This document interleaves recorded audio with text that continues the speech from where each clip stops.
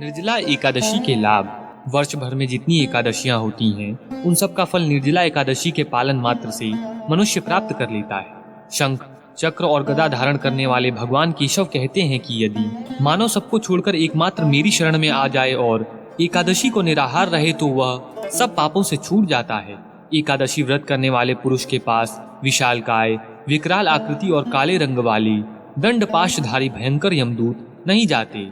अंतकाल में पीताम्बरधारी, सौम्य स्वभाव वाले, हाथ में सुदर्शन धारण करने वाले और मन के समान वेगशाली विष्णुदूत आकर इस वैष्णव पुरुष को भगवान विष्णु के धाम में ले जाते हैं। स्त्री हो या पुरुष, यदि उसने मेरु पर्वत के बराबर भी महान पाप किया हो तो वह सब इस एकादशी के व्रत के प्रभाव से भस्म हो जाता है। जो मनुष्य इस दिन जल के नियम का पालन करता है वह पुण्य का भागी होता है। उसे एक एक प्रहर में कोटि कोटि स्वर्ण मुद्रा दान करने का फल प्राप्त होता है।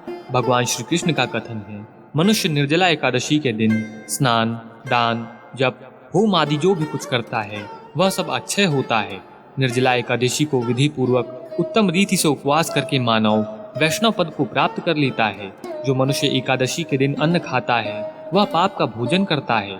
इस लोक में वह चांडाल के समान है और मरने पर दुर्गति को प्राप्त होता है। जो ज्येष्ठ के शुक्ल पक्ष में एकादशी को उपवास करके दान करेंगे वे परम पद को प्राप्त होंगे। जिन्होंने एकादशी को उपवास किया है वे ब्रह्म हत्यारे, शराबी, चोर तथा गुरुद्रोही होने पर भी सब पातकों से मुक्त हो जाते हैं। निर्जला एकादशी के दिन श्रद्धालु स्त्री पुरुषों के लिए जो विशेष दान और कर्तव्य विहित हैं वह इस प्रकार हैं। उस दिन जल में शयन करने वाले भगवान विष्णु का पूजन और जलमयी धेनु का दान करना चाहिए अथवा प्रत्यक्ष धेनु या घृतमयी धेनु का दान उचित है। भांति भांति के मिष्ठानों द्वारा यत्न पूर्वक ब्राह्मणों को संतुष्ट करना चाहिए, क्योंकि उनके संतुष्ट होने पर श्रीहरि मोक्ष प्रदान करते हैं। जिन्होंने शम, दम और दान में प्रवृत्त हो श्रीहरि की पूजा और रात्रि में जागरण करते हुए इस निर्जला एकादशी का व्रत किया है, उन्होंने अपने साथ ही बीती हुई 100 पीढ़ियों को और आने वाली 100 पीढ़ियों को भगवान वासुदेव के परम धाम में पहुंचा दिया है। जो इस एकादशी की महिमा को भक्ति पूर्वक सुनता है अथवा उसका वर्णन करता है वह स्वर्गलोक में जाता है। चतुर्दशी युक्त अमावस्या को सूर्य ग्रहण के समय श्राद्ध करके मनुष्य जिस फल को प्राप्त करता है वही फल इसके श्रवण से भी प्राप्त होता है। ज्येष्ठ मास के शुक्ल पक्ष की जो शुभ एकादशी होती है उसका निर्जला व्रत करना चाहिए। ऐसा करने से मनुष्य भगवान विष्णु के समीप पहुंचकर आनंद का अनुभव करता है। तत्पश्चात द्वादशी को ब्राह्मण को भोजन कराने के बाद स्वयं भोजन करना चाहिए। जो इस प्रकार पूर्ण रूप से पाप नाशनी एकादशी का व्रत करता है वह सब पापों से मुक्त हो आनंदमय पद को प्राप्त होता है। ज्येष्ठ शुक्ल पक्ष एकादशी के दिन ही भगवान श्री कृष्ण ने देवी रुक्मणी का हरण किया था, अतः यह एकादशी रुक्मणी हरण एकादशी के नाम से भी जानी जाती है। प्रिय श्रोताओं, आइए यह परम पावन संपूर्ण एकादशियों का फल प्रदान करने वाली निर्जला एकादशी की व्रत कथा प्रारंभ करते हैं। भगवान विष्णु के वाम अंग में विराजित माता लक्ष्मी का ध्यान एवं आवाहन करते हुए इस कथा का श्रवण करें, जिससे आपको भगवान विष्णु और माँ लक्ष्मी की कृपा से धन, धान्य, सुख, स्वास्थ्य और संपदा की प्राप्ति हो। जय श्री हरि। इस निर्जला एकादशी व्रत का पौराणिक महत्व और इसका व्याख्यान भी अत्यंत ही रोचक है। जब सर्वज्ञ वेद व्यास ने पांडवों को चारों पुरुषार्थ अर्थात धर्म, अर्थ, काम और मोक्ष देने वाली एकादशी का संकल्प कराया था, तब युधिष्ठिर ने कहा, जनार्दन, ज्येष्ठ मास शुक्ल पक्ष में जो एकादशी पड़ती हो कृपया उसका वर्णन कीजिए। भगवान श्री कृष्ण ने कहा, हे राजन, इसका वर्णन परम धर्मात्मा सत्यवती नंदन व्यास जी करेंगे, क्योंकि ये संपूर्ण शास्त्रों के तत्वज्ञ और वेद वेदांगों के पारंगत विद्वान हैं। तब वेद व्यास जी कहने लगे, कृष्ण पक्ष और शुक्ल पक्ष दोनों पक्षों की एकादशी में अन्न खाना वर्जित है। द्वादशी के दिन स्नान करके पवित्र हो और फूलों से भगवान केशव की पूजा करें। फिर नित्य कर्म समाप्त होने के पश्चात पहले ब्राह्मणों को भोजन देकर अंत में स्वयं भोजन करें। यह सुनकर भीमसेन बोले, परम बुद्धिमान पितामह, मेरी उत्तम बात सुनिए।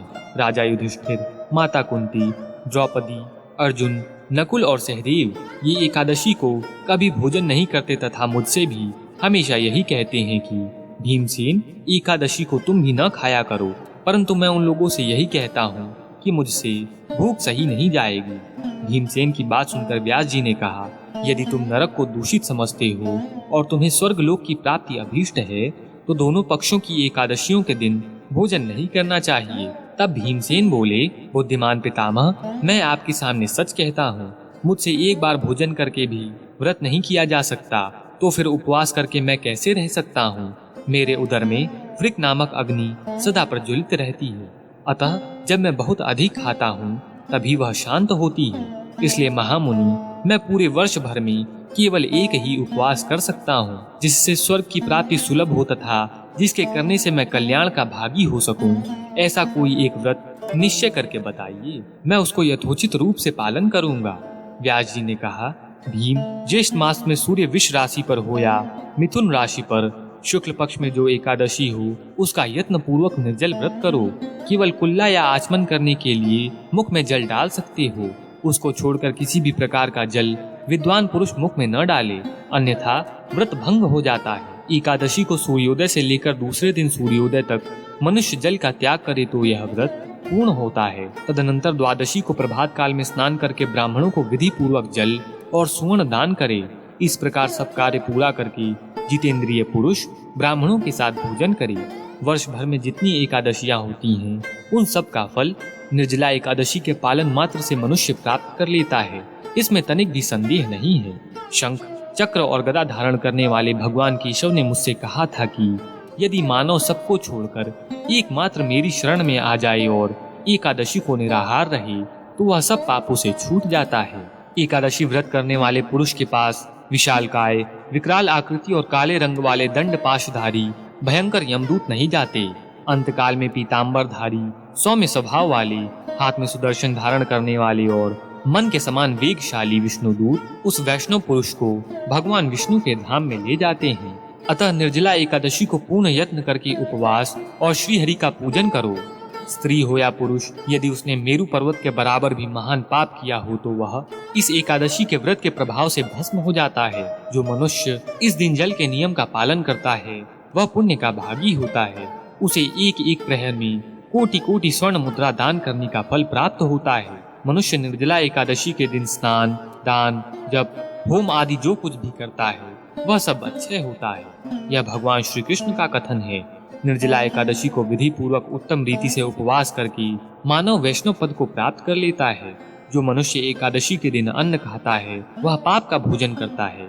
इस लोक में वह चांडाल के समान है और मरने पर दुर्गति को प्राप्त होता है। जो ज्येष्ठ के शुक्ल पक्ष में एकादशी को उपवास करके दान करेंगी, वे परम पद को प्राप्त होंगे। जिन्होंने एकादशी को उपवास किया है, वे ब्रह्म हत्यारे, शराबी, चोर तथा गुरुद्रोही होने पर भी सब पातकों से मुक्त हो जाते हैं। कुंती नंदन, निर्जला एकादशी के दिन श्रद्धालु स्त्री पुरुषों के लिए जो विशेष दान और कर्तव्य विहित हैं, उन्हें सुनो। उस दिन जल में शयन करने वाले भगवान विष्णु का पूजन और जलमयी धेनु का दान करना चाहिए, अथवा प्रत्यक्ष धेनु या घृतमयी धेनु का दान उचित है। पर्याप्त दक्षिणा और भांति भांति के मिष्ठानों द्वारा यत्न पूर्वक ब्राह्मणों को संतुष्ट करना चाहिए। ऐसा करने से ब्राह्मण अवश्य संतुष्ट होते हैं और उनके संतुष्ट होने पर श्री हरि मोक्ष प्रदान करते हैं। जिन्होंने शम, दम और दान में प्रवृत्त हो श्री हरि की पूजा और रात्रि में जागरण करते हुए इस निर्जला एकादशी का व्रत किया है, उन्होंने अपने साथ ही बीती हुई 100 पीढ़ियों और आने वाली 100 पीढ़ियों को भगवान वासुदेव के परम धाम में पहुंचा दिया है। निर्जला एकादशी के दिन अन्न, वस्त्र, गौ, जल, शैया, सुंदर आसन, कमंडलू तथा छाता आदि दान करने चाहिए। जो श्रेष्ठ तथा सुपात्र ब्राह्मण को जूता दान करता है, वह सोने के विमान पर बैठकर स्वर्ग लोक में प्रतिष्ठित होता है।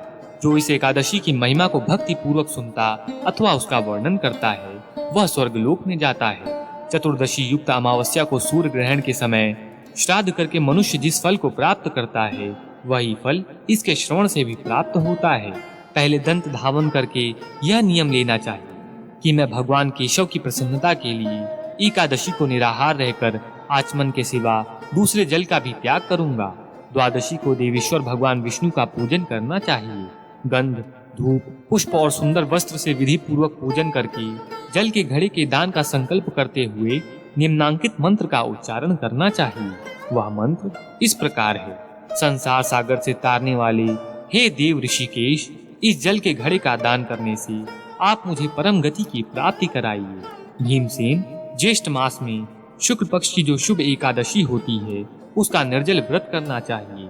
उस दिन श्रेष्ठ ब्राह्मणों को शक्कर के साथ जल के घड़े दान करने चाहिए। ऐसा करने से मनुष्य भगवान विष्णु के समीप पहुंचकर आनंद का अनुभव करता है। तत्पश्चात द्वादशी को ब्राह्मण भोजन कराने के बाद स्वयं भोजन करना चाहिए। जो इस प्रकार पूर्ण रूप से पापनाशनी एकादशी का व्रत करता है वह सब पापों से मुक्त हो आनंदमय पद को प्राप्त होता है। इस प्रकार महर्षि वेद व्यास के मुख से इस निर्जला एकादशी के व्रत का महात्म्य सुनकर भीमसेन ने भी इस शुभ एकादशी का व्रत प्रारंभ कर दिया। तब से यह लोक में पांडव द्वादशी के नाम से विख्यात हुआ।